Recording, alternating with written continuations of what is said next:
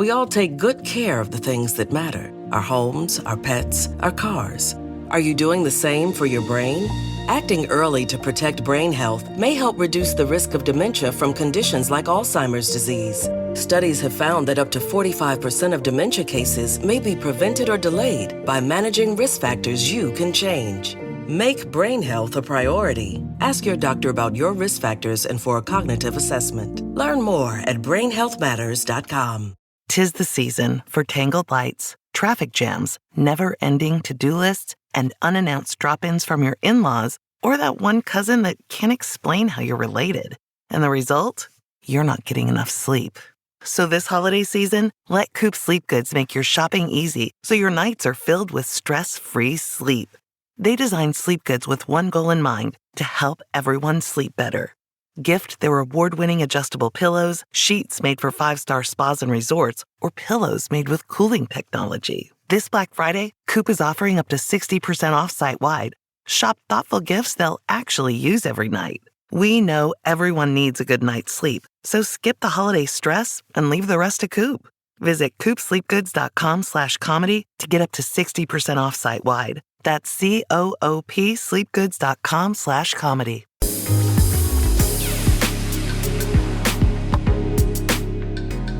Welcome back to another episode of Who's the Bitch? Yes. Who's the fucking bitch? Yeah. Sorry, right away I'm like, right away. I love this. I'm like You're aggressive swearing today. Yeah. so aggressively. Who is the fucking bitch? Who's the fucking We're going to bitch? find that fucking bitch. I'm We're going to geared bring up. out that fucking bitch. I'm geared up for the look. I'm Is it the Kara, holidays? I'm Kara Kling. And I'm Jackie Zabrowski. And it's the fucking holidays. Listen, this episode's coming out mid-November. We're a week away from Thanksgiving. Countdown, Jackie. I my assume turkey Jackie. countdown. I assume Jackie's kitchen is already like sectioned into quadrants You're and damn like right. has like there's already things like not like roasting, but there's already things like I don't know being prepped.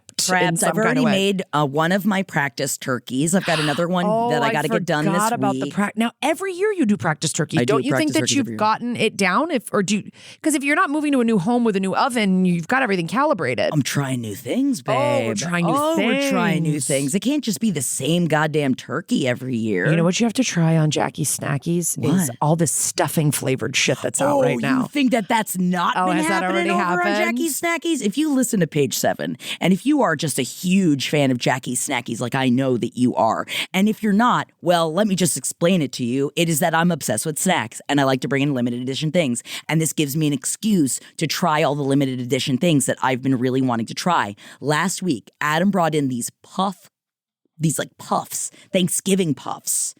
And they tasted like if you were eating the puffs like the babies used to eat. Yeah, like But it- Bombas or something. Yes, but it had the like bombastic flavor of a stover, like a stovetop stuffing bread. My cubes. favorite kind of stuffing, by the way. Oh my god! You can get me your most fancy stuffing and I will kick it in your face to eat stovetop. You know, every year I refer to it as the crappy stuffing and the good stuffing. And the crappy stuffing is the stovetop that I make every year that I zhuzh up. I add some I add even more butter into it. I saute up a bunch of like carrots and onions and stuff. And sometimes like a little bit of like Wagyu beef, like put a little bit of that and cook that up in the Okay. vegetables and then mix all of that. I mean, Not outside for of the me, but grease, I yes. know you don't want the grease added into it, but then you can make your fancy stuffing as well. But I feel like it's two different beasts. Yeah. The regular stuffing versus, like you have fancy stuffing and then you've got the stovetop stuffing. Yeah. And I know not everybody was raised on stovetop stuffing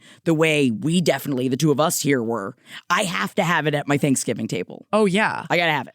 It's not Thanksgiving without stuffing, especially as somebody who doesn't eat turkey. So you go for the stuffing. I like the stuffing, but I don't like the stuff that's been cooked inside the bird or anything. I like Okay. vegetarian stuffing that is literally stovetop is my favorite. I don't know if it's nostalgic. I don't know why we don't eat it year round. I know you can, but people don't really. And I but you love could. it so fucking much. It's so good. I love stuffing. Why does it have a flavor like nothing else? It's so good.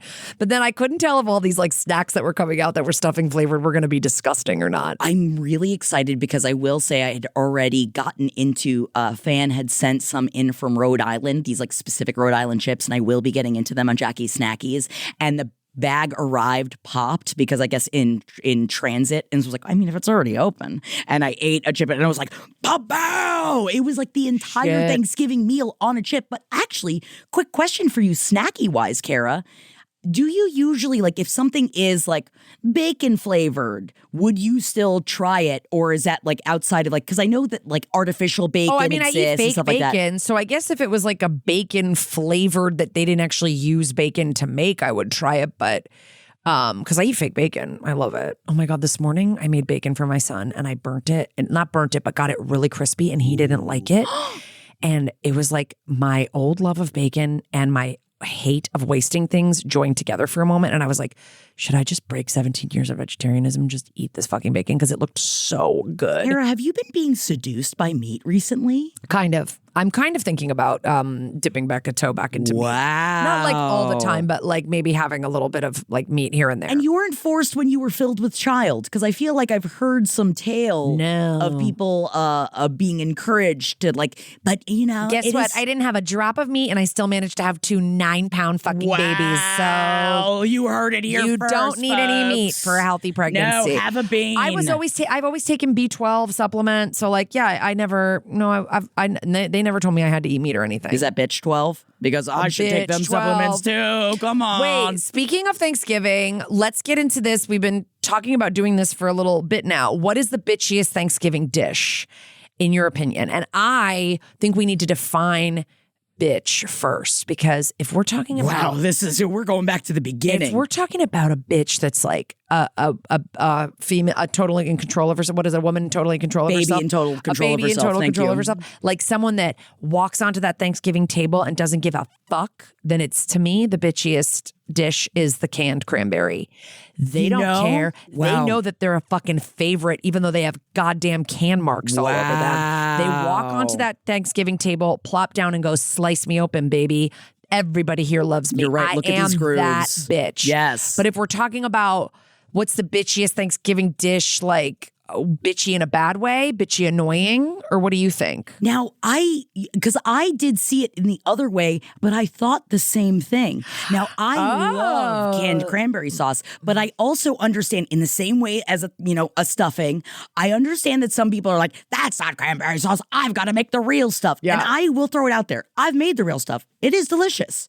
It's another thing altogether. Different. So I dare say the homemade cranberry sauce could be the bitch For trying to do something that the gelatinous you're partner trying to is already stunt, taking and up. like this little baby in a can is just kind of doing their thing. But some people are like, the can, never the can. I could be a billionaire on a yacht hosting getting that can. Thanksgiving. You're going to see a can line on those fucking cranberries. Damn right. If you don't see those lines of can, get out of here. Let me see that can line. I mean, take off the bathing suit. I don't want to see a can line. I have like except I do. zero interest when I walk by. And I like cranberry. I like cranberry flavoring, cranberry juice. I have zero interest in scooping up a bunch of berries and putting those on my plate. I have interest in a little disc of Jello cranberry. And that's what I want. I think that a lot of people, and while, you're so right, because you can measure and make it a little bit more, like not as sweet, and make it a little bit more bitter if you like that, if you're making your own, and I get that. But I also feel like people are scared of putting the proper amount of sugar into it, because they're like, oh my God, this much sugar in the cranberry sauce? It's like, that's why it tastes the way that it does. And so sometimes I'll be like, homemade cranberry sauce, and then I eat it. I'm just like, it's sour, right? Yeah. Yeah. And it's so not what I was looking for. So if you're aware of it, you got to be told, beforehand, in the same way that everything has to be. If you're having a big Thanksgiving hang and there are people there that have allergies, or if you know people there aren't vegetarian or something like that, label it. Yeah. If you're sneaking meat into something, label it. Especially something that's you didn't think that it doesn't typically come with meat. Come with meat. We ordered these. We did Thanksgiving 2 years ago in LA. I think I've talked about this. Went to a steakhouse. It was a mess. It was at this hotel. I thought it was gonna be really nice. They moved the Thanksgiving people out by the pool. I was so pissed. I was like, why am I on pool furniture at Thanksgiving that I'm paying all this money for? And we ordered bread, because that's basically all my daughter's gonna eat at Thanksgiving. Is like a roll. And they bring it out with blue cheese, like butter or something all over it. And I'm like, on it. You saw that I had 2 kids at the table and I ordered bread and nothing on the menu said that it came with that. At least you ask. just brought out drippy blue cheese. I go, you're going to need to bring this back without any blue. And I never send stuff back, but I was like, fuck you guys. Just bring me regular rolls, Bring please. me a regular goddamn roll and buy a pool for fuck's sake.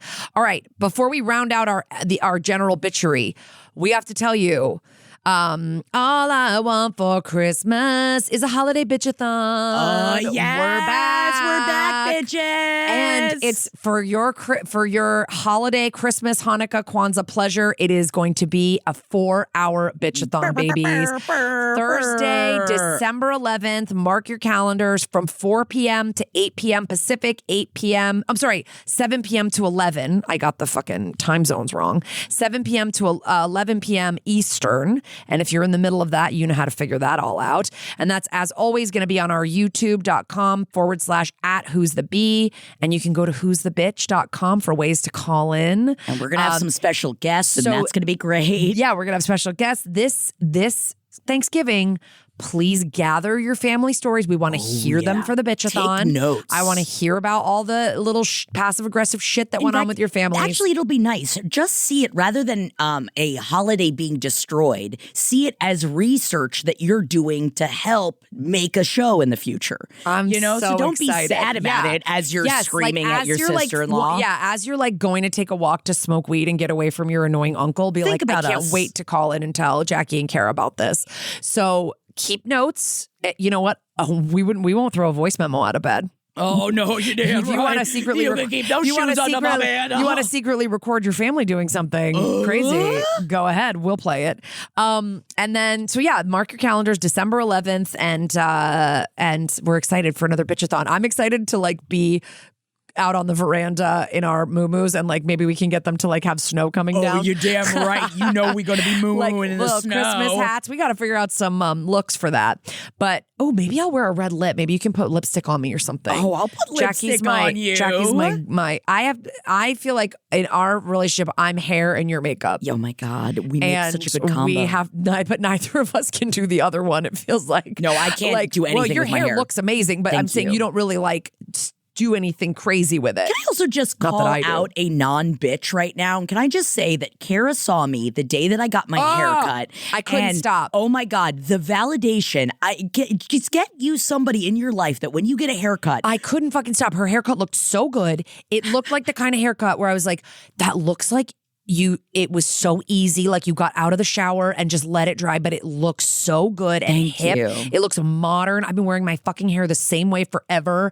I was but your hair is perfect. It looked so good. It still does. But who's a fun mom on Halloween? She does spooky things and she looks really young. Yes, sorry, I keep singing this. Me. I keep singing this to Kara because it is a Linda Belcher Halloween even though half song. the world thinks I'm fucking Gail. Anyway, let's do, really quickly, we'll get into a little bit of unsolicited advice, which was both of us spent this past weekend it was raining in LA. Everybody was pretty much cozied up, but a few states away in Las Vegas was BravoCon, which if you are not a Bravo person, it is basically what it sounds like. It's a big convention of all the Bravo people and a bunch of fans. They go to Vegas. They only do it every other year, which I think is a great idea.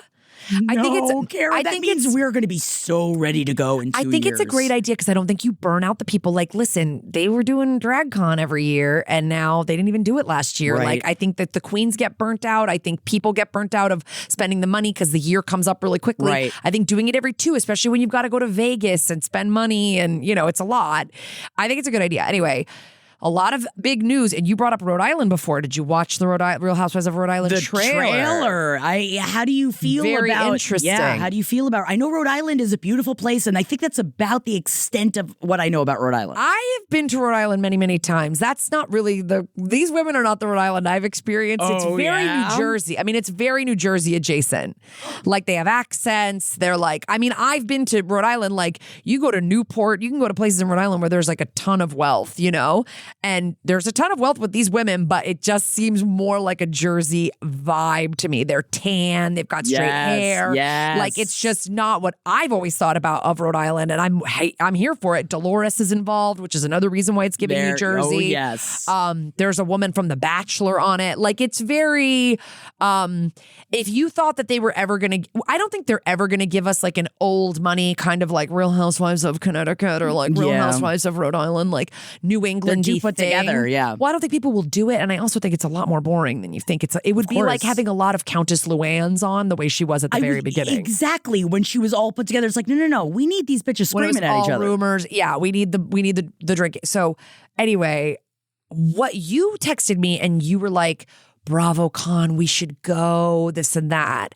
I've always been like, that sounds really overwhelming. I would only ever go if I was like brought out to like moderate a panel or do something like that. Like it feels like to be a Gen Pop at BravoCon is chaotic.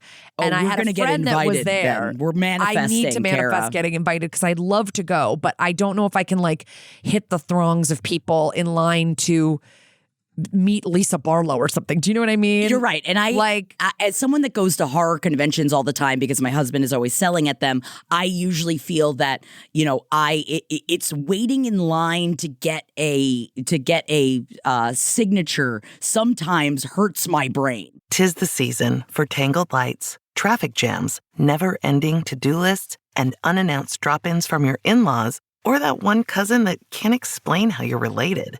And the result? You're not getting enough sleep. So this holiday season, let Coop Sleep Goods make your shopping easy so your nights are filled with stress-free sleep. They designed Sleep Goods with one goal in mind, to help everyone sleep better. Gift their award-winning adjustable pillows, sheets made for 5-star spas and resorts, or pillows made with cooling technology. This Black Friday, Coop is offering up to 60% off site-wide. Shop thoughtful gifts they'll actually use every night. We know everyone needs a good night's sleep, so skip the holiday stress and leave the rest to Coop. Visit coopsleepgoods.com/comedy to get up to 60% off site-wide. That's COOP sleepgoods.com/comedy. Yeah, like that's what I like about DragCon, and you and I have been at DragCon together. That it's open, it's not crowded. You just walk around to people. You see a queen on the floor. Exactly. You talk I'm not to a person that them. really waits in line and pays $50 to get a picture. I don't do that. But all power to you if that's what you want to do. I like that there's like something for everybody. I just love talking to people. Yeah. I just love the opportunity to talk to a bunch of people. And I think that this is us right now. We're manifesting live.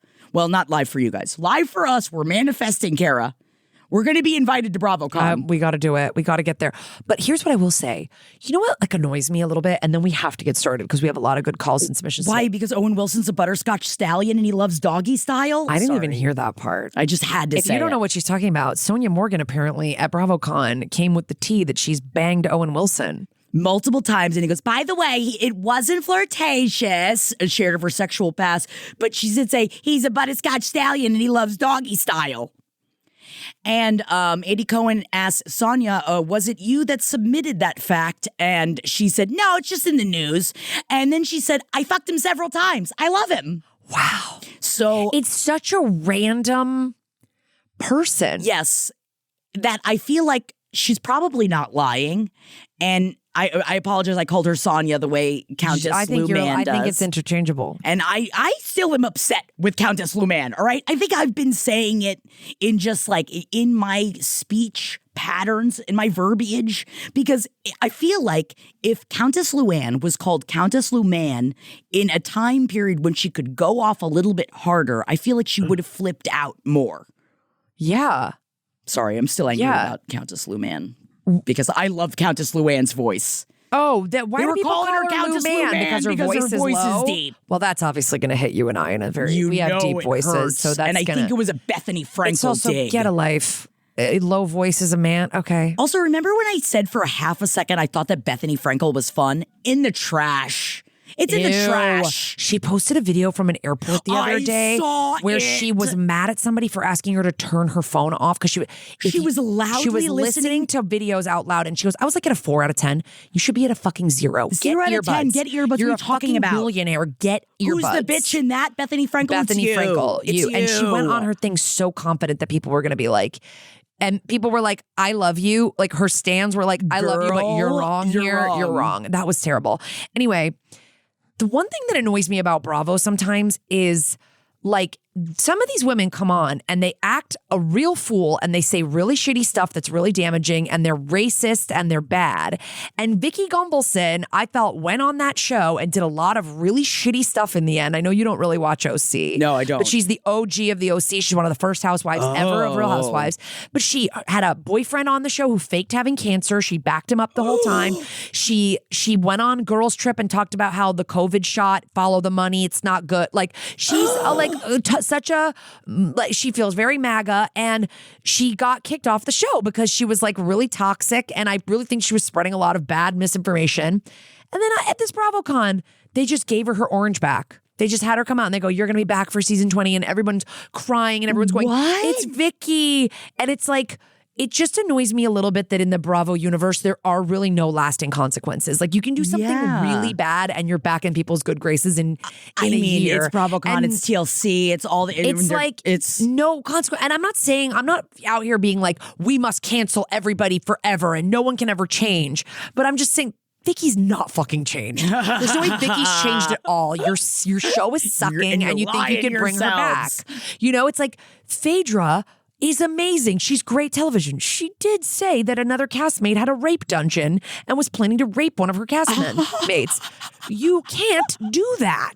It's like Bravo's just being a little bit like the way we are in like politics now, where it's like nothing is too crazy anymore. Anyone can be, no more cancellation. Nobody can get in trouble for anything. Just everything's normalized. That's such a. And it's a little bit disappointing because I'm like, we could have left Vicki out. You could do other stuff. You do not need to bring Vicki back for season 20. But I guess I just feel like I should be accusing you of more bombastic things. I feel like I don't know. You know, I don't know what secrets you keep, Kara. Like if we want to live more like the Real Housewives, I feel like I should be, we should be seeding dissent in the media. Maybe we should cut this if we're trying to get invited to BravoCon. Maybe me criticizing this Vicki bring back. I just feel like or it's maybe we should be brought on to discuss it. Yeah, if they bring her back, I at least want her to like apologize for some of the shit that she's done. I don't know. There was a point in time where I was like, and now I'm not remembering all the specifics because I am watching 10 franchises at a time. But there was a point where she was just like making so many awful remarks and being so shitty that I was like, get this woman off my TV. And now we're just like 2 years have passed and we're like, she's back. And it's like, earned nothing, done no self-reflection. I don't get it. We're like, well, that's what we allow in Bravo. So welcome. I'm just excited to get to the Berserkshires because I know that they're coming up. Oh, you haven't done that yet? I haven't gotten into it yet. Babe. No, I know that's like right. That's like I'm Scary right about Island. to hit it. You're almost there. You've done Scary Island, which is Love truly Scary gorgeous. Okay, let's get started with our solicited advice. Yes. We've got some good ones. Jackie, read this first email. You got it, baby. You got it. Hey, beautiful bitches. Thank you for the trademark. I've got a low stakes bitchuation for you guys, and it's all to do with some stank breath.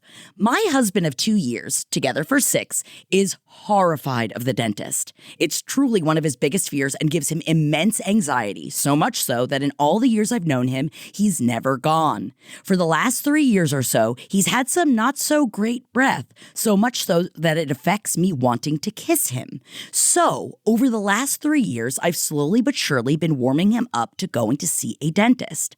Zoom today. I made an appointment for us both to be seen at the same time at a dentist that specializes in patients with anxiety towards getting their teeth cleaned. I found a sitter for our daughter, made sure all of the paperwork was filled out, and ensured we'd go together since I didn't want him to be too nervous. That's so sweet.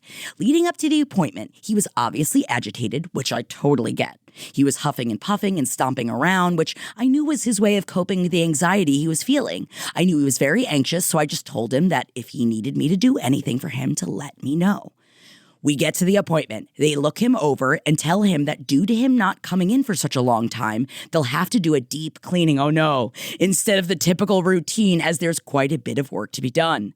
This would mean 4 1-hour appointments where they essentially numb one quadrant of the mouth and work on one area at a time. Once cleared with insurance, they'll give us a call to schedule. Here's the situation. We got in the car and my husband immediately said he did not want to go through with the deep cleaning. I told him I knew it made him nervous, but that I thought it was important for his health. Even pulling out the old plaque buildup goes to your heart to try to appeal to him. He said he'd be fine and that he wasn't going to get sick from not seeing the dentist. And then I let my frustration slip. I said to him very plainly, I haven't told you this outright because I don't want to hurt your feelings, but... And before I could finish, he said it for me. He said, I have bad breath.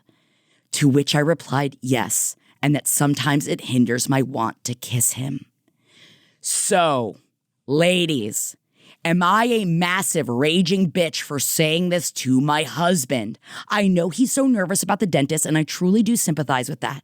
I know anxiety is debilitating. I get horribly panicky when I need a blood draw. But I also worry about his health and the repercussions of not taking care of himself. And I'd love a good makeout sesh like the old days. I've tried to convince him for his health, and that didn't work, so I'm struggling. Please let me know your thoughts. Yours in bitchiness and cuntification, Addie. Woo. Wow. This is a great one. This is genuinely a really, really good one because I feel like oftentimes in relationships, we would so rather, which is beautiful in many ways, not hurt our partner or say something that is going to make, especially like, increase their anxiety about something and you're not going, and especially when you've tried multiple ways in which to talk to someone, especially when it's about something that is for their health and that is for their well-being and trying multiple ways around it. I do feel like part of being in a relationship is being the person in your other person's life that tells says you the hard uncomfortable stuff. things. Yeah. And there are times where even as I said that, multiple uncomfortable conversations that I've had with Jeff arise. Oh, same. And you get through it. And there are times when it's like there were topics in our relationship that we couldn't even broach. And I'm talking about like with me. Let's say, for example, couldn't broach with me about anything about what I put into my body. I didn't want to be discussed about it. Like, don't look, you do not judge for what I put into my body. I do not give a shit. But then it gets to a point when if a doctor is telling you that you might need some help with something, that sometimes you have to have somebody that's going to say the uncomfortable thing to encourage somebody to get the help that they need, because he already had gone to the dentist. And I feel like if this was like a no, never going to do it, not ever, you got him to the dentist. So he is working with you. Yeah. And so I'm very proud of you that you hadn't lost like any of your cool up until then, because he is working to his ability. Yeah. And I understand that feeling of especially getting that news and then coming out of the car, like, and getting in the car and being like, I'm not going to do that. Won't do it. Yeah. Like, let's give him a sec. When he just got out there, it's like, okay, let's talk about it. But I understand why your frustration slipped at that moment, though. I will say that. Absolutely. And you're not a bitch. I mean, you kind of are a bitch, but like people need bitches in their lives. Yes, you're a necessary bitch. You're a necessary bitch. Like people need bitches in their lives. Like, yeah, people don't like going to the doctor. People don't like going to the dentist. People don't like, look, would I have liked to have been able to shoot a baby out of my nostril instead of being pregnant and having a baby? You? Like, look, if it was easy. Listen, life would be great if everything was easy. It's just not the way it fucking is. And people need to, I understand anxiety is a strong, strong emotion. Oh, yeah. You can be put to sleep at the dentist, by the way. I've heard of many people that just get put to sleep even during cleanings. It really is. It's money. Sure. If you can pay for it, though, it's like get in there and get these freaking things done, because he's saying, I'll be fine.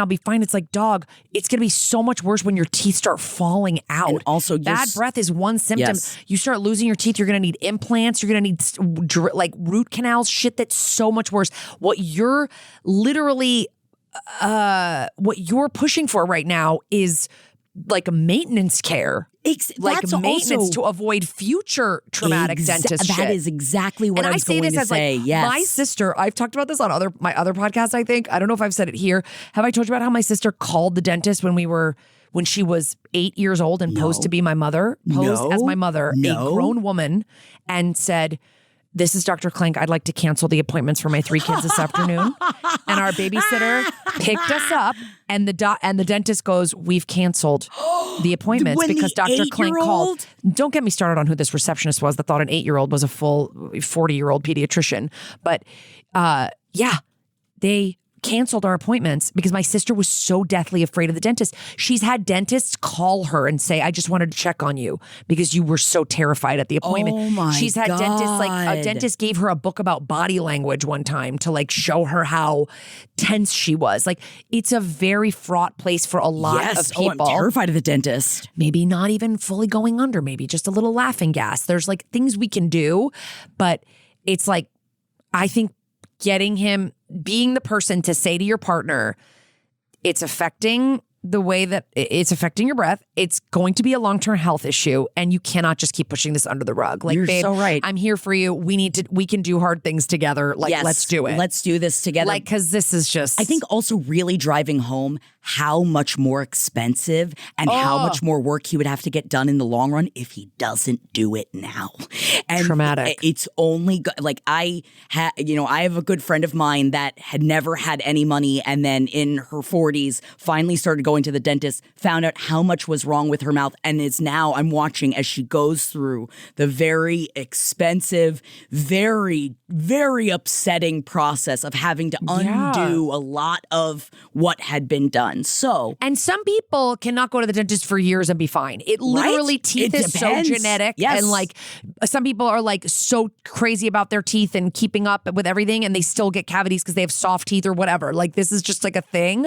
But it's like, the point here is like, you're not a bitch for saying that. No. And someone needs to literally get him to be like, this is not like an optional fun thing that we all do going to the dentist. It's like oral health is important, and it's important to the rest of your body. Like, also in the way in which you said, that's the thing. And your teeth are such indicators of other health issues. Yeah, it's like bad breath's not just happening because everything's good in there. Right. That's a symptom of something. You got to get that nipped. Oh my God, I'm sending you so much love just because it is, uncomfortable conversations are never easy to have, but I'm proud of you that you also didn't say it in a way that really was like, "And you suck, and I don't wanna." Keep us updated. Ew. Did it help? Please, Did it help to say something? Was he like, "Oh fuck, now I'll think about that"? And like, did it eventually change? We would love to know more. Please update us, Maddie. Yeah. 'Tis the season for tangled lights, traffic jams, never-ending to-do lists, and unannounced drop-ins from your in-laws. Or that one cousin that can't explain how you're related.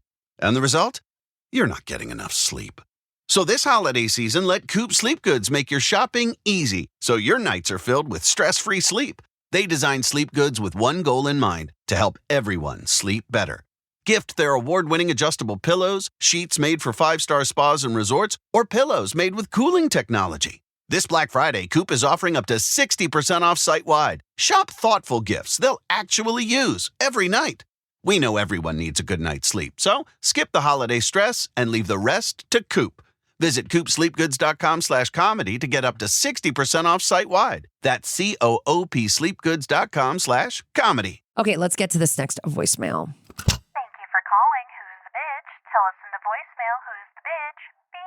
Hi, Jackie and Kara. My name's Danny. I'm a huge fan of yours. I have been a day one listener, came through the podcast via Kara's other podcast, and I'm happy to know Jackie now. Hi, Danny. I'm actually a neighbor of Kara's. I see her from time to time out on the street. Yes. Anyways, so I have a low-stakes situation I'd like some advice on. It involves a trip that my husband and my daughters are planning for spring break. So after traveling quite a bit with my now almost 4-year-old, we kind of have zeroed in on this type of trip that makes sense when we're traveling with kids, which is that, we can't do like cities and museums or anything that involves walking. And what makes sense is that we go to some place where there's a resort where everything's available to us. We can stay in the room and then walk downstairs and go to the beach or go to the pool, or there's restaurants there, or there's a kids club there. And it's like that's the only way that makes sense to have like a relaxing trip for us with kids. So we we're planning to go to Hawaii for spring break.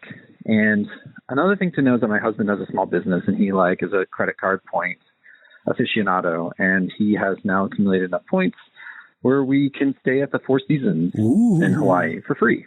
And so we're all looking forward to it. The thing is that my older brother lives in Hawaii. He went there a few years ago with the military, and then he got out and he bought a house. And he has plenty of room. There's actually a whole separate former ADU that his 18-year-old daughter, my niece, stays in that is available to us. And when he found out we were coming to Hawaii, he offered it to us and said, we have plenty of space. Stay with us. And I understand, we don't get to see them very often. They don't get to see us very often. I want to spend as much time with them as possible, but I also want to stay at the hotel. As much as if we were spending money on a hotel, that might change the equation, but we're not spending any money on the hotel. So we're not saving money by staying with them. But when I told him that I would rather stay at the hotel, I think he was really offended, and he's kind of been a little cold to me and not as excited about us coming. And, I see his points, but I also want to have the trip that I want to have. So I guess let me know. For me, I just think I wouldn't fully enjoy the trip as much when I'm staying in someone else's house, even if it's family, especially with kids. I feel like I just can't settle in the way I would if I'm just in a hotel kind of by ourselves. But I don't know. Maybe I'm being a bitch and I should just suck it up and spend time with my family. Or maybe he's being too sensitive and accept that, we want to have the trip we want to have and we're going to make every effort to see them as much as possible. So anyways, curious to hear your thoughts. Thanks so much. Bye. Thank you, Danny. Yes. Oh my gosh, Danny, congratulations. I don't think I realized you had a second kid because I've run into him in the neighborhood before. And I know you had one, but you have another one. Congrats. He ran into me one time when I had both my kids. We were taking a walk while we all had COVID. Oh, God. It was I was just trying to get out of the house. And he was like, oh, I listened to you. And I was like, nice to meet you. And I kept walking. Stay away from me. And then I had to say on the podcast, I'm so sorry. I had COVID. I didn't want to scream on the street. I have COVID. It was during pandemic. Anyway, we've read a few of your voicemails before because you always have very succinct, nice voicemails. You know what you're doing. Hell yeah. So here we are back with another Danny dilemma. It's a Danny dilemma. Yeah. I totally see both sides of this in a way because I feel like I've had my siblings come and stay with me. It's not even just because you're a gay man. My gay brother and his husband have come and they just they're actually child free and just make a lot more money. And I think now when they start coming, they stay at a hotel. And I'm like, yeah, I get that. At the beginning, I was like, why won't you stay with me? And then it's like, no, they don't have kids. They want to take a vacation. They want to wake up at a hotel and so I get you. Cause that is especially when you're traveling with kids. I don't even know how you found a way. I don't even call it vacation. You can't it's not vacation with kids. Yeah. It's a trip with children. But you're right. If you have kids clubs and extra amenities that can really make it work. I could see why your brother's a little offended, oh, you're coming to my state and you're not staying with me. Is there a way you could go stay for 2 days with them as a family weekend and then move to the hotel or cap it off with that? But maybe that feels like a pain in the ass to I get it. To have to move everything with the kids. And I would just call it out with your brother and go, listen, we really want to stay with you. And I think that will make more sense when the kids are older. We will definitely come stay with you when the kids are 8 and 10 or whatever. I don't know their age differences, but right now with the little one, it's just so it's too much. We need a controlled environment. And husband loves playing this points game. He's so excited to try out this new hotel. I mean, the Four Seasons, come on. I know it's that's what I feel like. Is there a way to go to your brother and be like, bro, I really want to stay at the Four Seasons. Yeah, I would just be honest and be like, I hope you're not offended that we're not staying with you. It's just the age of the kids. I promise on our future trips, just so he knows that it's not him and you're not your house isn't good enough or whatever. Is there? But that you're I will, and then that's just a different trip. That's a trip where in the future you're going to be that's a going to visit family trip. Yes. And he's got an 18-year-old daughter. That sounds like a little free babysitting. Maybe you guys can go, whatever later. But I would just call it out so that he doesn't feel offended. Because I could see people just have different, that's the thing, travel, everybody has a different way of traveling. Everyone has such a different way of enjoying a vacation. And people are I've definitely been the person that's like, but come stay with me. Why not come stay with me? Yeah. You don't want to stay with me?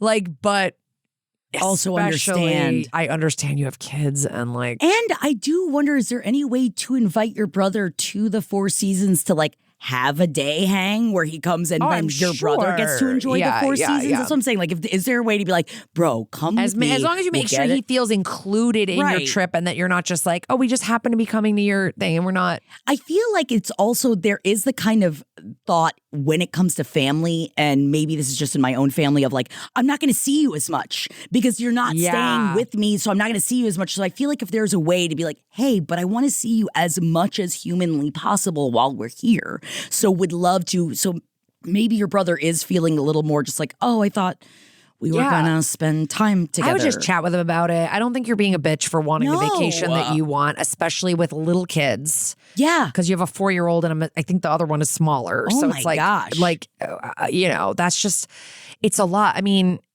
yeah, it's like you need to be near a pool. You need to like be able, like I went to Mexico with my kid and it's like I had to be in a hotel where I could like sometimes put her down for a nap and then be right outside the room. You know, it's also it's so much logistics with kids. Dude, that kids club kind of shit where you can just drop them off. And that's then you really go nice do that your you found that thing. kids club, Danny, because a lot of those kids clubs are 5 and up. So that's really nice if they have one that they're letting hell your kids yes. Do you think I haven't looked into a fucking kids club? But it's crazy. I mean, at the Four Seasons, I feel like you I've get what never you get. looked into a kids club at the Four Seasons. I don't know what island you're going to, but I feel like I went to the Four Seasons just to like, or not the Four Seasons, like a Regis, just to watch a champagne sabering ceremony. And they just let people in from the outside. Wow. You can like order drinks. You can and just stuff. stare at it like you're a pauper out yeah, in the and window. I'm just like, I just drink my $25 glass of wine and be like, I'm allowed to be here too.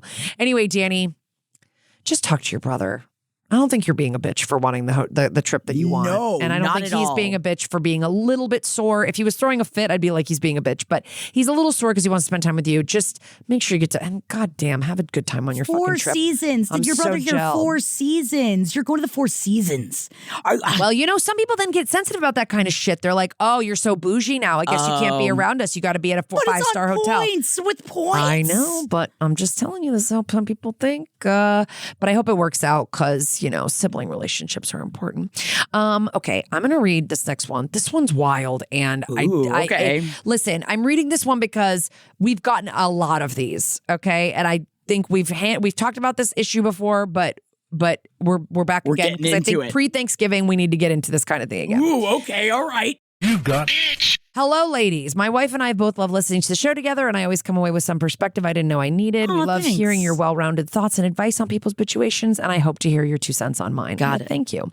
This is also from another man. We've gotten 2 man submissions. Keep writing in. We love the men. Get in here, guys. So I'm sure all of us know what it's like to have family members who we differ in worldview or politics. But this weekend, I've been really disturbed and challenged with how to react. All right. So just a few days ago, I was over at my aunt's house. Let's call her Jamie. Along with her husband, let's call him Alex, and their young daughter, who is the closest thing I have to a niece, as I'm not especially close with most of my family. Anyways, we're spending the day together and I do some photography for my aunt's personal business. Towards the end of the day, Alex and I go downstairs to have a smoke and catch up, as it's been a while since we've talked. So we sit down and within 10 seconds, he immediately starts going down a political rabbit hole. This is something I tend to avoid with him, as years ago, he was getting pretty deep into QAnon conspiracy thinking and had some very strong political opinions. And this conversation was about to reveal just how far down that road he had gone. He begins with, the state of the world right now, it's just crazy. And I'm like, yeah, it's a really hard time for a lot of people right now, trying to gauge where he was headed with this. And he continues, I've just been learning a lot lately. It's so different from what we're taught in school. Okay, sure. What do you mean? I respond. Like the Holocaust, for example. My red flags immediately go up. And I know this can't be heading anywhere remotely sane or educated. They say it was like 6 million Jews that were killed. Nah, that number was actually greatly exaggerated. At this point, I'm completely shocked and horrified. I've had to draw boundaries with a lot of family members and navigate how to have differing worldviews, but I couldn't believe that I was actually hearing this in real life and not in some disgusting corner of the internet.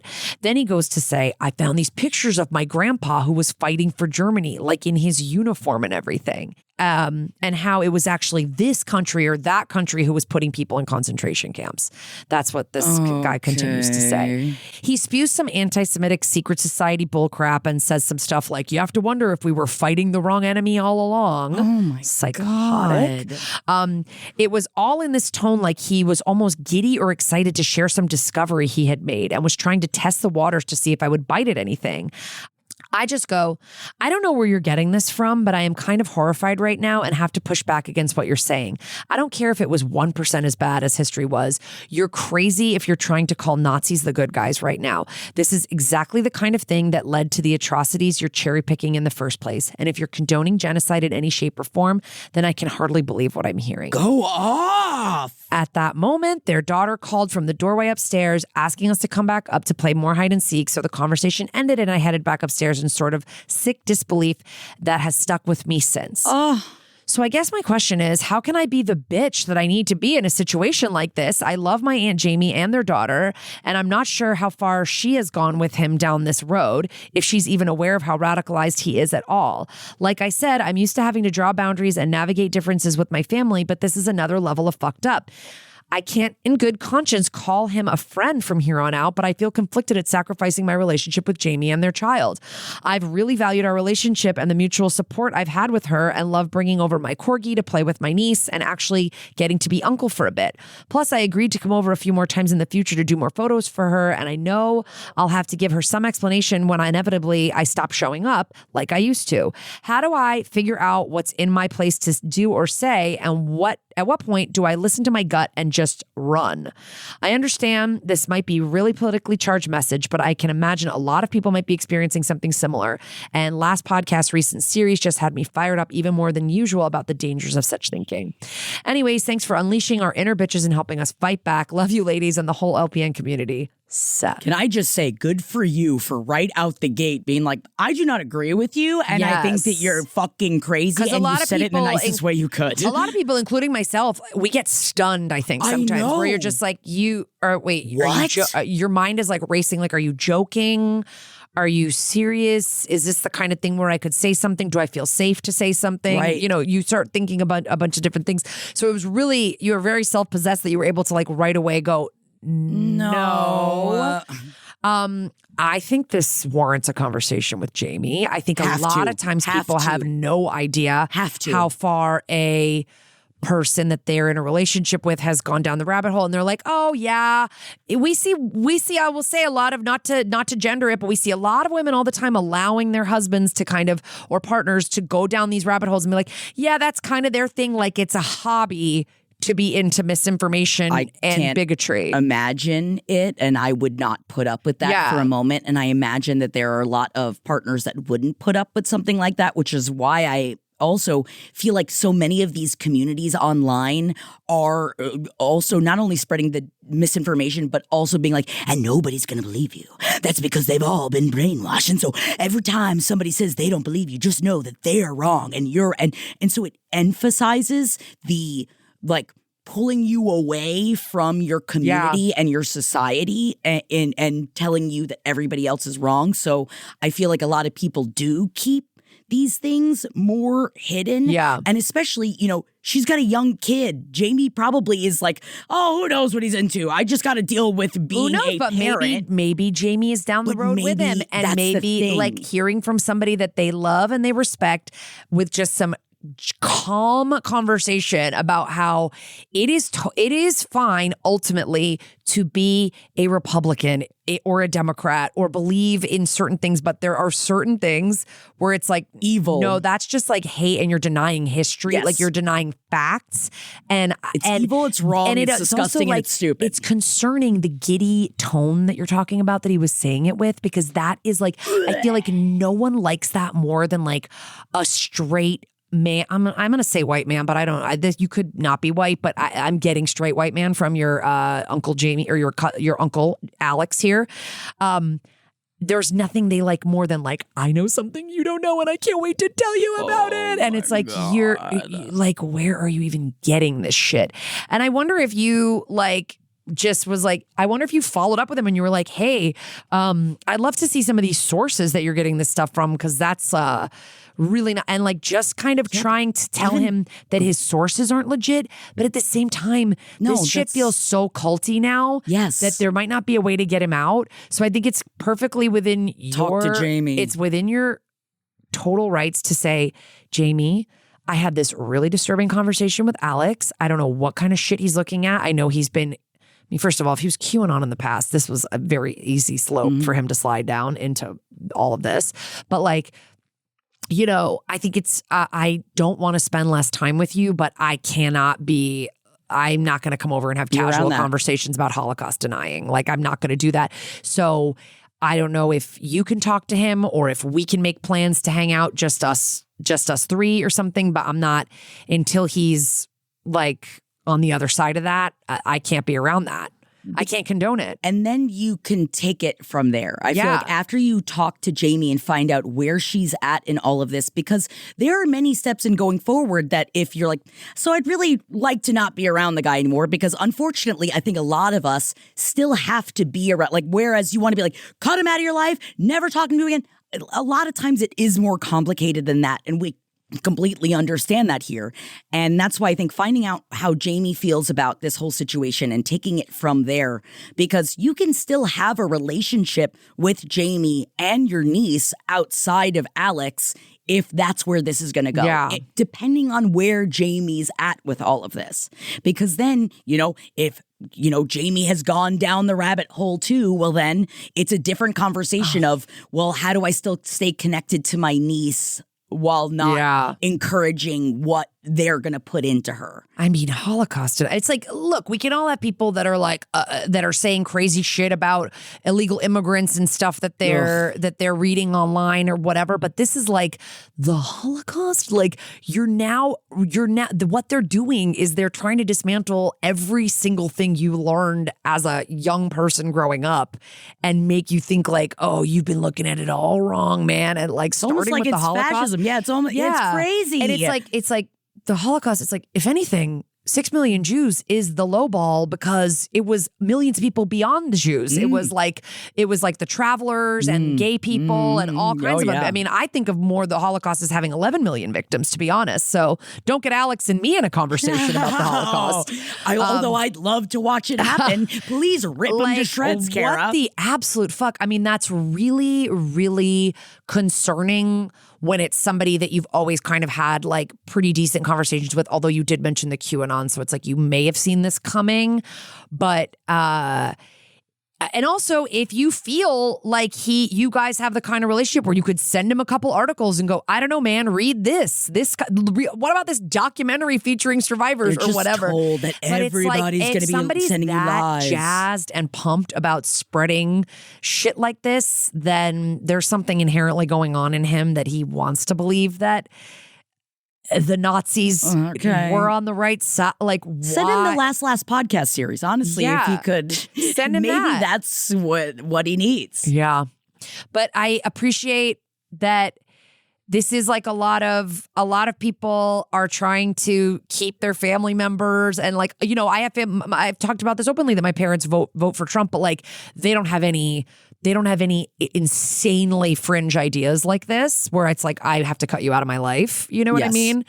And I push back with them when I can on some things, but it really does feel like brainwashing in a lot of ways. And yeah, you got to protect your peace, and maybe you can figure out a way to carve out a separate path with you and Jamie and your niece, because that sucks. And also, like, be a person in the niece's life who's like, you know, it's not always what your dad tells you. There's other points of view, and that's ew. Also, ew for like Alex, like pulling you away and like getting you separated from everybody to like have a little talk about the truth. And like, you're another guy, you're another man. You'll like what I have to say about this. It's like, I wonder, maybe Jamie will be very shocked because maybe he hasn't brought this up with her because he knows she's not like-minded. Who knows? Please update us, Seth.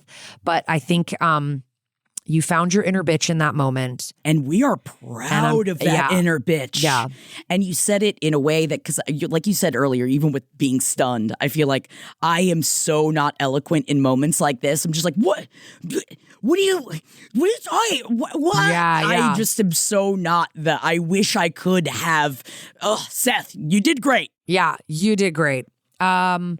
And I saw some like tweet or something, it was like a tweet or a Instagram or something over the weekend of somebody who was like, my MAGA appearing husband, who's a leftist, has been having a lot of like conversations with like guys in the hockey locker room and stuff.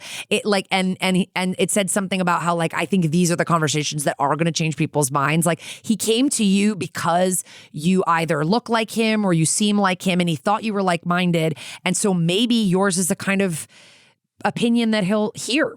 Yeah. You know what I mean? My parents don't hear my opinion because I'm a small child in their minds, I'm sure, forever. But, you know, whatever. Let us know how it goes, though, let Seth, us know how please. it goes. Oh, God. Okay. Let's get into our next voicemail, which my is God, the look on your face. Look on your face. Thank you for calling Who's the Bitch. Tell us in the voicemail who's the bitch. Beep. Hi, Karen, Jackie. This is Vanna. I called the other night, but I just feel like my story wasn't very concise and I didn't get all of the details I really wanted to, and I feel like I left something very important out. So I just want to get it out now, and I've had a few hours to ruminate and really think about it. So, okay, here we go. So, I have been with my boyfriend for 11 years now. We are high school sweethearts, and he has this brother, Corey.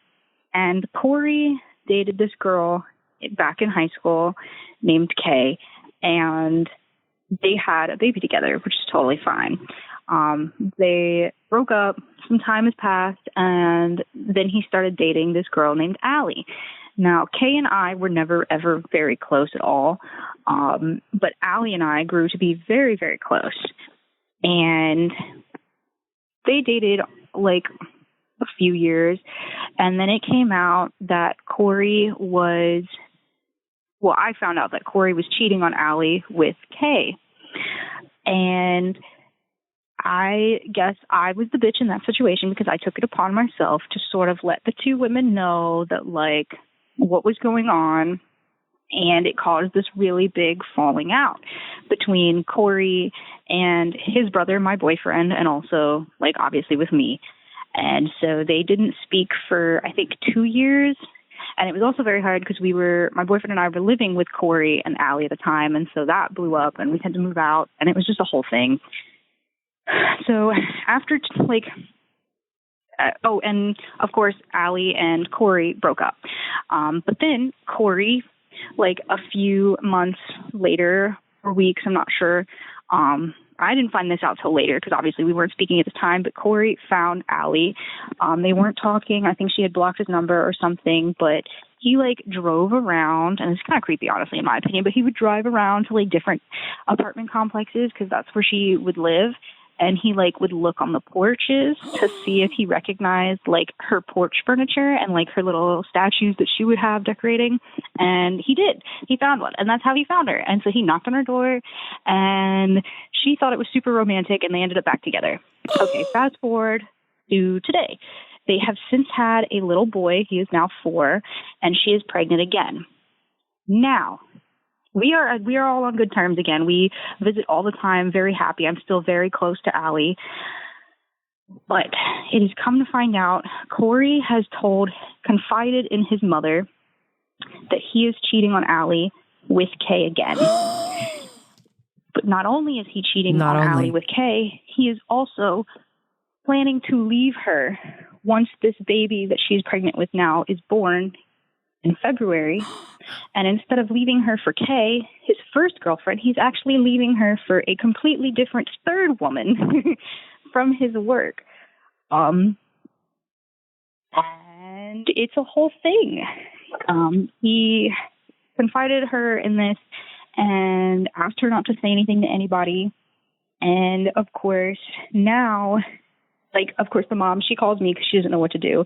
And I was involved in the situation the first time. And the mom calls me and tells me this. And she said that she wonders if Corey told her this because he knows that she is such a big blabbermouth that she would tell me and then is hoping that I'm going to say something so that he doesn't have to. But I don't think that's fair because that's what happened the first time. And, of course, I was to blame. And then it was a whole situation. And, of course, I don't want to do that again. So I guess my question is, would I be the bitch if I told their mom, that she had to be the one to say something this time? Or do you guys think that I should be the one to tell Allie because we are very close? Oh, and that's the other kicker, too, is I feel like she needs to know because so that she's not just blindsided when she has this baby and then is just left with a newborn and another infant under 5. But her and Kay, Allie and Kay are friends. Like, Kay has been going over to their house and having spaghetti dinners with Corey and Allie, and Allie has absolutely no idea. And now they're wanting to know, like, what to do about Thanksgiving. And I can't just sit there at the table and looking across from them and knowing what I know and just, like, pretend everything's okay. So, I don't know. What do I do? I'm at the 5-minute mark, so thank you for listening. I appreciate you. Love you. Bye. Dana, I'm going to tell you, there's a roll call of bitches in this story, and I don't see your name on the list. No, I hate to tell you. I like, you were in trouble for what happened a few years ago when everybody stopped talking to each other. No, your fucking brother-in-law, I'm going to just call him your brother-in-law because he's your boyfriend's brother, like, Corey, who can't keep his fucking dick in his pants. Good Lord. He is to blame. Just because you exposed what was happening to these two girls, he is to blame. I'm sorry.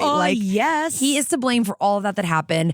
Allie is a little bit to blame for taking a cheater back into her life, although, whatever, I guess you could say people change and she maybe thought he did, but he clearly fucking didn't. Clearly didn't. He's the biggest bitch in the story, but also, where's your brother? Where's his mother? Like, their mother, you said, is now just like, has this information but isn't doing anything about it, isn't fucking slapping her son upside his head and going, not that I'm pro punishment, but he seems like a grown man. A grown man, I think at this point could take it. You fucking piece of shit. You've got a woman pregnant with who already has your other child. The mother of your other child is having your next child, and you're seeing two other women. He's a disgusting piece of shit. Also, it sounds like he's not spending any time being a father. Right. He had an original kid with Kay as well as the one on the way with Allie. So it seems like you have a lot of time putting your dick in other things, but not a lot of time to actually take care of the families you've created. I just like feel sick for this girl, Allie. I feel so bad for her. She's sitting there and she seems like a hopeless romantic that she let her ex-boyfriend who found her via patio furniture. Can we back up to that for a moment? Allie has a special set of gnomes that he identified while driving around the neighborhood. That is insane. And can we just say to everybody that's listening right now that if somebody finds you in that capacity, call the police. Who you have blocked, who you have, oh my God. You don't know where she lives. You don't know where she lives for a reason, bro. And it's not romantic to go stalk her through your fucking town to go find where she is. And we need to remind ourselves that yes, we all grew up on The Notebook. We all grew up in romance. And yes, there is this, a thing in us that we would love for something like that. But that is creepy and controlling. But Allie is being betrayed by her partner right now. She's being betrayed by her friend who is sleeping with her partner. And then she's being betrayed by essentially her mother-in-law who knows this information and isn't saying anything. And her sister-in-law, you're not betraying her because you're actually thinking about what to do in this situation. I do think you should tell her. Or at least, Dana, go to Corey and be like, Corey, what the fuck? I'm going to give you till the end of the week to tell her, or before I tell her. But who knows? Maybe Corey will kill her. I don't fucking know. Oh, God, don't even say that. I'm just saying, I don't know what kind of guy Corey is, but if he's worried about getting caught, but he's... What a piece of shit. You think you're doing somebody a favor by staying with them while they're pregnant so that you can dump them as soon as they have an infant and a toddler? That's so disgusting.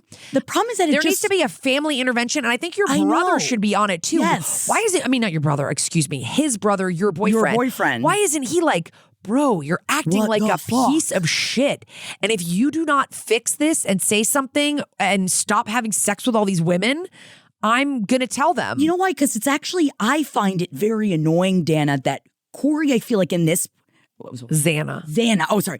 Xana, I feel like in this point that it is very important for like Corey to be doing this. At this point, Corey's never had to actually do the going to a person saying, hey, I'm cheating on you. I am doing this. I am acknowledging the fact that I have done this. That's why I think it's almost scary for her to go to him and say, I'm going to tell, because as someone like that backed into a corner, he's never had to admit his wrongs. I know. They somehow made you the bad guy when he did this 2 years ago. And don't let that happen again. That's why I'm saying don't put yourself in that position again. He doesn't deserve you having to do the dirty work. I feel like, Xana, I'd be so angry if I was in your position.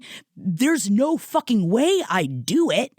But because Allie I don't is want your to do friend. it for him. Yeah, but Allie is your friend and she needs to know. So if he's not going to do it, you got to at least tell her. Oh my God, I know you're right, Kara, but I'm you gotta angry help about her. this. Like she needs help. She needs to get out of this house with him and like, or figure out what's going to happen when she has this second baby. Because now she's basically going to be on her own. I mean, we got to bring your boyfriend involved in this. Yeah, your boyfriend needs to get involved. There needs This to be is so fucking conversations crazy. with Corey and your boyfriend's mother. I think that this needs, you're right, a family interaction Corey needs to is happen. a menace. And I think, you know what, while we're on it, let's somebody shoot an email to the coworker that he's leaving everybody for. Can we, Does she know he's got a pregnant girl at home with the mom of his first kid, and that he's also having sex with an old high school friend as well? Let's let her know. God, it so annoys me. Men when are so people just disgusting. expect Not other that women people, don't do things, but this is so gross. They just expect people to do their dirty work for them, though, and it just pisses me off. Yeah, but even the fact that you got any shit for taking care of this 2 years ago when you were the canary in the coal mine, like you were the one that was warning everybody about this behavior 7, 8 years ago, however many years ago this was. And now you cannot teach an old asshole new tricks. Mm-hmm. This guy is just a fucking dick without a brain walking around. I want to kill him. Anyway, do it safely, but figure out how to get Allie this information. Yes.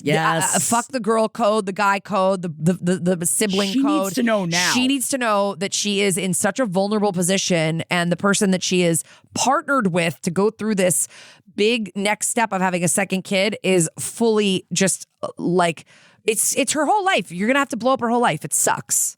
God, and I know you're like, it's over the holidays. I hope she realizes that this guy's a piece of shit and Yes. that Corey is never to be reconciled with. Please let us know, Xana. This is juicy, but honestly depressingly juicy. Please let us know. Jackie, will you read this last final email? Because this one really hits for both of us, I feel. Let's get in there. You got Hey, Jackie and Kara, longtime listener and super fan of Jackie. Back to roundtable days. Oh, gosh, I'm sorry. Kara, you're pretty dang great as well. Oh, thank you. Here's my bitchuation. I got engaged to my girlfriend of 2.5 years last December. Congrats. This is another man, by the way, another man email. My gosh. I mean, they didn't put their pronouns, but this seems like a heteronormative relationship. Go on. Okay, and during our initial discussions, the topic of last name came up. She agreed to change her last name after we went on our honeymoon in order to not have to change her passport. Our wedding is on December 6th, so today is exactly 30 days away. Congrats! She hit me with a bombshell last night and said she no longer wants to change her last name to mine. We're both on our second marriage, and she previously had changed her name to her first husband's last name, but after her divorce went back to her maiden name.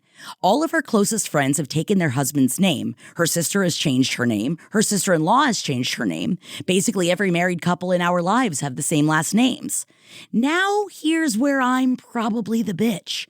She told me if people referred to her as my last name, she wouldn't correct them. I told her, no, if you won't change your name, please don't let people refer to you with my last name. We're meeting with our officiant next week and our DJ the same day, and I'm going to tell them to please not refer to us as Mr. and Mrs. because she isn't taking my last name. I've been super sad and have all kinds of petty thoughts running through my head now, such as, well, I'm not going to combine our banks now if we don't have the same name, and I don't want to put her maiden name down as my beneficiary, and I feel like the marriage isn't going going to feel official or real since we will have different last names. Now, I know I'm most likely the bitch, but I just wanted your opinion since you're both women in professional settings who have kept their maiden names. How do I get over all these petty feelings? I've told her I'm super sad about her not wanting my name because it makes me feel like I'm not as good as her ex-husband since she took his name previously. She also told me to change my name to her maiden name, but her family is super old school conservative and would totally look down upon me for taking their name. Thanks for your time, Sean. Oh, Sean. Oh, and I understand you feeling that. I imagine, especially after you've already had the conversation, that's got to mean so much to you, as part of you guys getting together. However, I do feel that. However, I do feel that it is just it's on paper. It is just a paperwork thing. It comes down to how you guys are going to deal with this going forward together now that you have all of these feelings and you've told her how you felt and she is still not changing her opinion, which is completely well within her right. How are we going to go forward with this? Sean, you gotta come to terms with this. It sounds like you're on your way to coming to terms. You realize you're like being the bitch. Way. You are being the bitch. Yes, I've got to just tell you, you're being an old-fashioned bitch. It's a name, okay? Like, it's a name. You guys are going in front of your friends and your family and possibly your religion. I don't know what if that's part of it. And you are declaring your love for one another and you're declaring that you are going to be partners and that you're going to be a team and that you are now a family. That is what you were doing at your wedding with your marriage. What is written down on a piece of paper with the government does not matter. It just doesn't. And I understand that you're like, no, but listen, we could all say, I thought I was going to have 2 daughters. I have a daughter and a son. We can say, oh, that was a little bit of something I had to kind of change my expectation on. You're allowed to be disappointed about it, but yes, not combining bank accounts, having the officiant is going to say husband and wife. It's not Mr. and Mrs. Smith. She does not belong to you, and her having your name does not make like a stamp of like, well, now this is my wife and this is someone I'm allowed to now share finances with and share my life with because of this last name ritual. People have thought about it that way in the past. I certainly don't think about that. No. People have called me Kara Logan. They've called me Mrs. Logan. That doesn't bother me. That shouldn't bother you either. I don't know if you guys are having kids. That's where I always thought that maybe I would change my name, is once I had kids, I thought, oh, maybe I'll be sad that my kids will have his last name and I won't have the same last name. Has literally not bothered me one day in my life. Okay. So many women at my school, and I'm talking about like my kids go to a school with like a lot of like Latino population, which is, very traditional. Almost every single person has a different last name than their child. Almost every single person. So that didn't matter to me. And then friends weren't doing it. You're saying her friends are doing it. I want to know more about why she's not doing it. It sounds to me. Is it a second is it a second marriage It's thing? also like, it's your identity. I've been Kara Clank my whole life. I have hated the last name Clank forever. Yeah. And still, when it was time to change it, I thought, no, that's who I am. If the person that you're with does not want to take on your last name, that says absolutely nothing about your relationship with one another. And you need to interrogate a little bit in yourself of what has put those feelings into you, that you're not officially married unless you have the same last name, that you can't share finances unless you have the same last name. None of that is true. So who told you that? Why is that in your mind so strongly? But also, maybe this is the first time all this stuff is coming up. And what I appreciate about Sean being an old-fashioned bitch is that, like, I feel like this is a Scrooge old-fashioned bitch, where it's like, I mean, I love seeing an old Scrooge McDuck in a, sleeping cap, honk shoeing, we love an old-fashioned bitch every once in a while. But what I appreciate about Sean is that I feel like all this stuff is coming up for you, but you brought it to us because you're aware of, You're I know aware this that stuff this is a little bit bitchy. You're not writing and going, this Some bitch won't take my That's what I'm last saying. name. And so I appreciate the fact that it's like even an old-fashioned bitch can start the wheels of change. And I appreciate you, Sean, for writing this in to ask us about this as two people that kept our maiden names. Now, I was gonna change my last name. I did want to be an Addams, specifically just because we would be the Addams family and I am a goth bitch. Yeah. And that is the only reason why I want to change my last name. But honestly, the bit wasn't worth all of the paperwork I have to do. Yeah, it's like...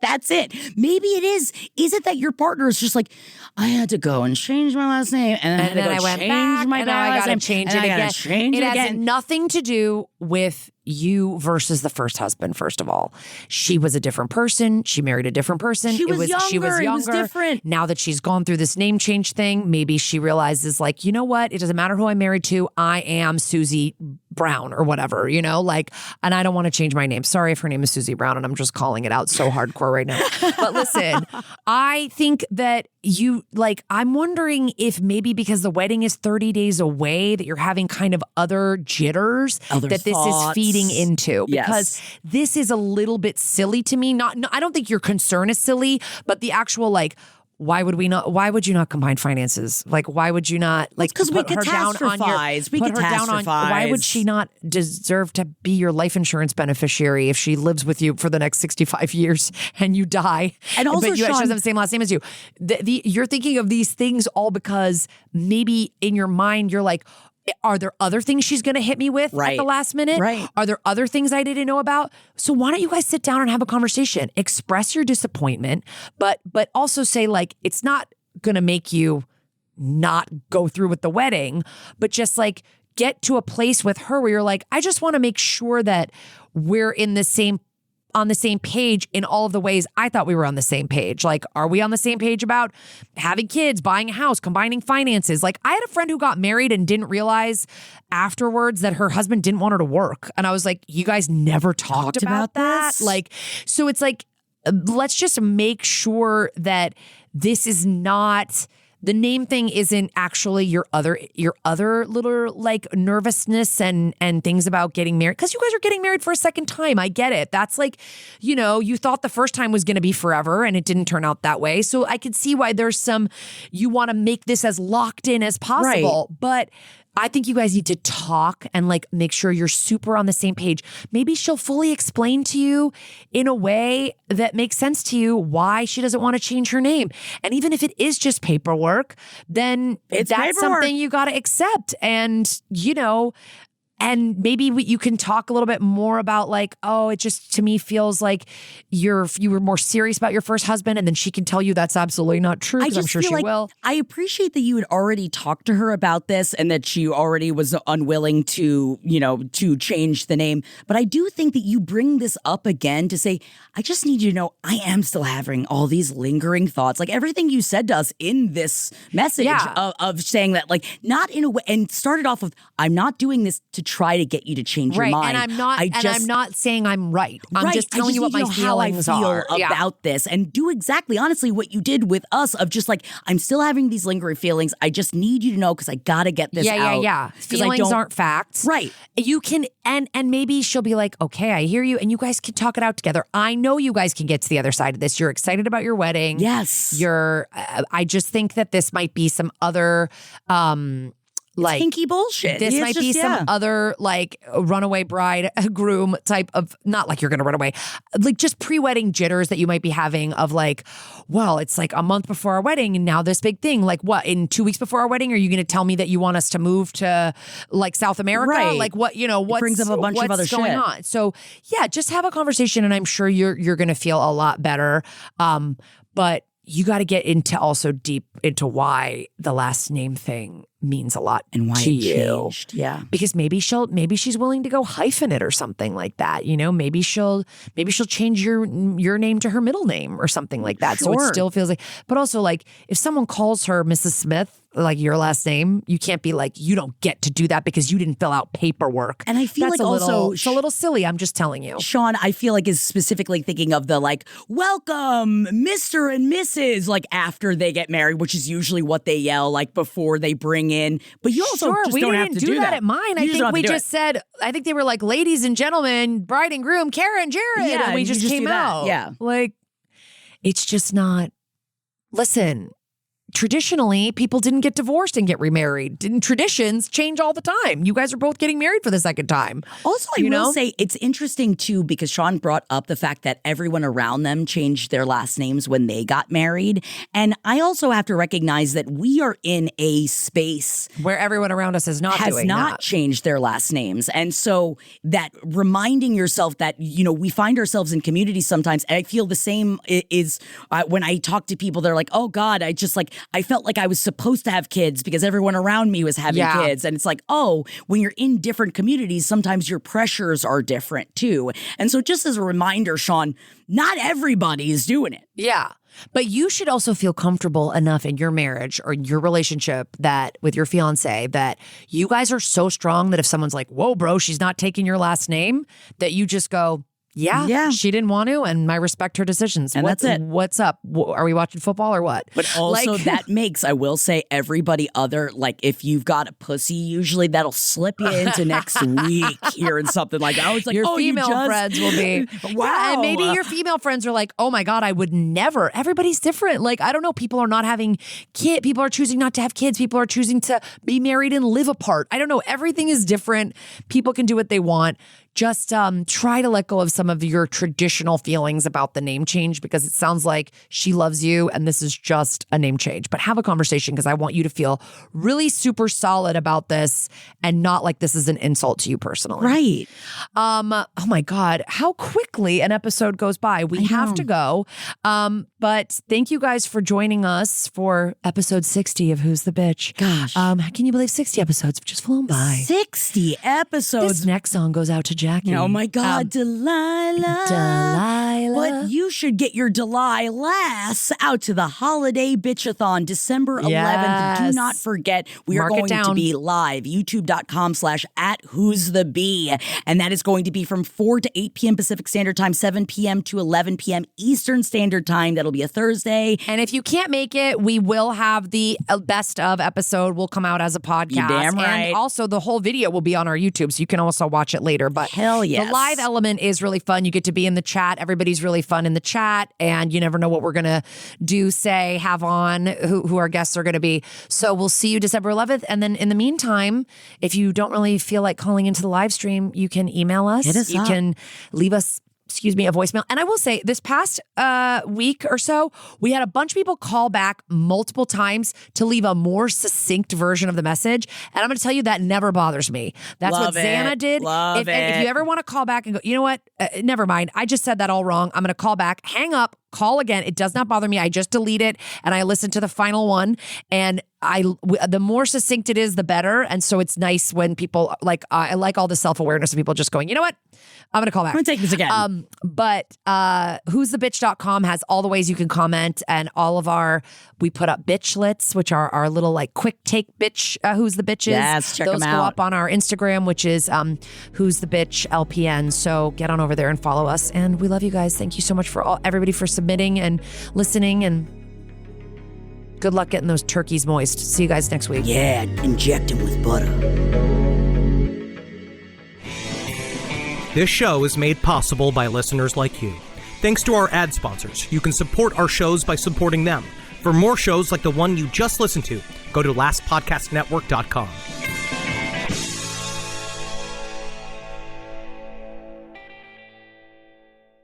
'Tis the season for tangled lights, traffic jams, never-ending to-do lists, and unannounced drop-ins from your in-laws or that one cousin that can't explain how you're related.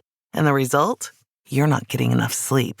So this holiday season, let Coop Sleep Goods make your shopping easy so your nights are filled with stress-free sleep. They designed Sleep Goods with one goal in mind, to help everyone sleep better. Gift their award-winning adjustable pillows, sheets made for 5-star spas and resorts, or pillows made with cooling technology. This Black Friday, Coop is offering up to 60% off site-wide. Shop thoughtful gifts they'll actually use every night. We know everyone needs a good night's sleep, so skip the holiday stress and leave the rest to Coop.